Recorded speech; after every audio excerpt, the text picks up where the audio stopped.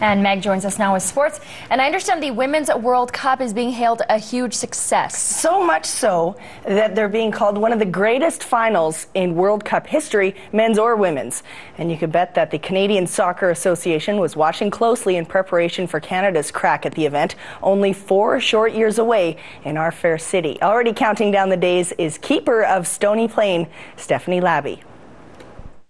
Always got to come here. Really? It's like the first thing I go to when I come back and last thing I do before I leave. From one national brand in Spruce Grove to another in her next stop of Piteå, northern Sweden. My apartment looks like it's straight from IKEA.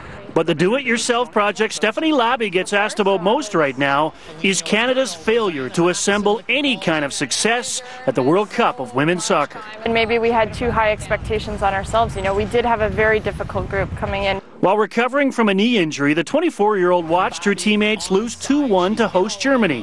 What no one expected was a 4-0 blowout to France, followed by a 1-0 shutout against Nigeria. Something positive, and Kwapcha scores!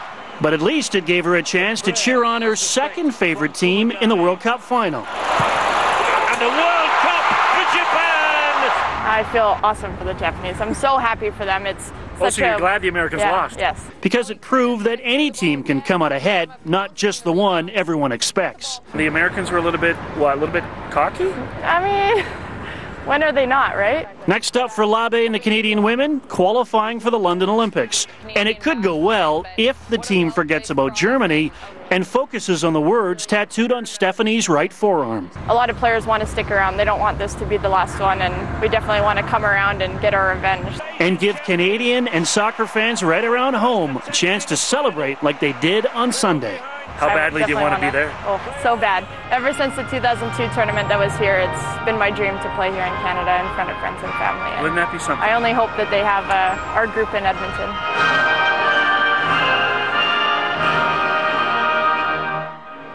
We'll know later this summer exactly what games will be played at Commonwealth Stadium. And speaking of the big stadium on 112th Ave, it may be too soon to call it the house that Kavis built, but it doesn't feel like it. Reed and the Eskimos are only 4 quarters away from their best start since 1986. I guess it all depends on if they find that long-lost bike. But because we got a journey to Calgary and our bike's missing down there, I'm going to give you tomorrow off. We're hungry, guys. We're hungry. And we're going to stay hungry. We're going to stay hungry. And I got a sight on our bike. Someone said it was traveling south on Highway 2, and we better find it. We better find it. Calgary is the next obstacle, but the opposing bench boss from Saturday had some choice words for Kavis Reed.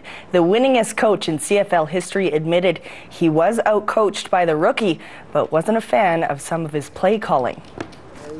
I mean, why would you leave your defense on when the punt team comes out? Is because you're expecting them to run a fake. So, you know, when they run the fake, they have enough, I don't want to use the word arrogance, but, you know, when they have enough arrogance that you put your defense out there and they still run the fake, you got to say to yourself, well, they must be smarter than the rest of us.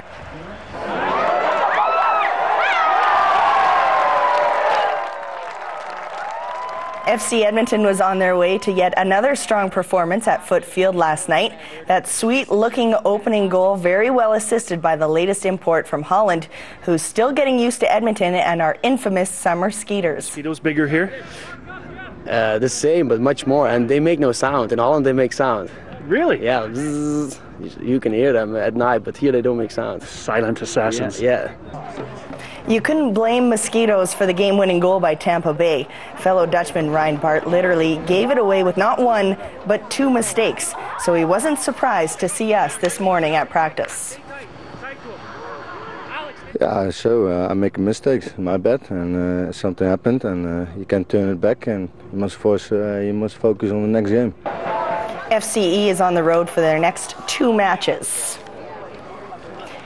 I'm guessing all the 40-somethings who tee it up at the Alberta Men's Amateur tomorrow in Stony Plain might be thinking about Darren Clark. The 42-year-old, of course, celebrating his first ever claret jug after claiming his first British Open Sunday. First round Alberta highlights Tuesday at 6.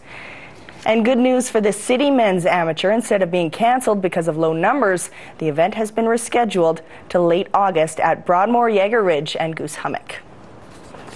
And 2 Canadians left in the World Series of Poker. The final table won't be played until November, but making it there happens before end of day tomorrow. Right now, there are 27 players left. Your guess at saying the Calgarian's name is as good as mine. He's in second, though. And then there's Kyle Johnson from Edmonton, currently holding in at 26th.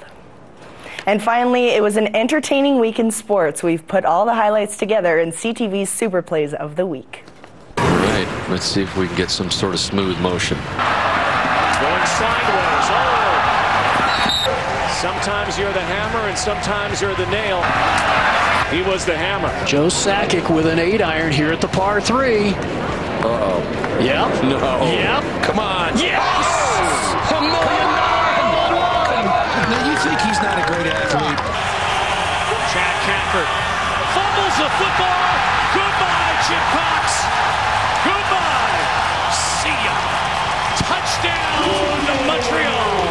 Ryan Strome will come in. Oh, here he goes. Look at his screw the legs. Oh, by Ryan Strome. You want to talk about mustard? Ryan Strome put it on thick. That woke this crowd up. Whoa, what a hit from Cristiano Ronaldo. Are you kidding? 5-star entertainment here. It may be the dog days of summer, but we still have some pretty entertaining weeks. Exactly. All right. Well, thank you, Meg. We'll be right back.